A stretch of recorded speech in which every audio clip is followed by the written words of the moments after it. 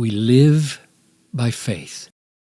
The life I now live in the flesh, I live by faith in the Son of God who loved me and gave himself for me. Galatians 2:20. Faith is a perfect fit with God's future grace.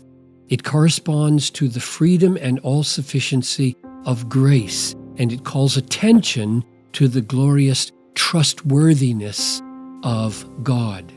One of the important implications of this conclusion is that the faith that justifies and the faith that sanctifies are not two different kinds of faith. Sanctify simply means to make holy or to transform into Christ-likeness. It is all by grace. Therefore, it must also be through faith.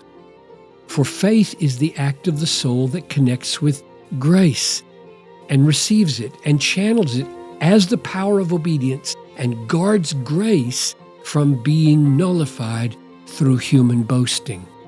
Paul makes this connection between faith and sanctification explicit in Galatians 2:20.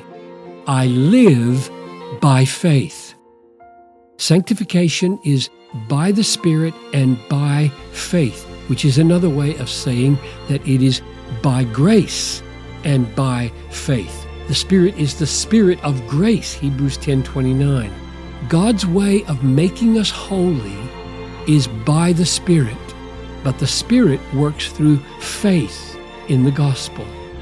The simple reason why the faith that justifies is also the faith that sanctifies is that both justification and sanctification are the work of sovereign grace, and it's faith that corresponds to grace.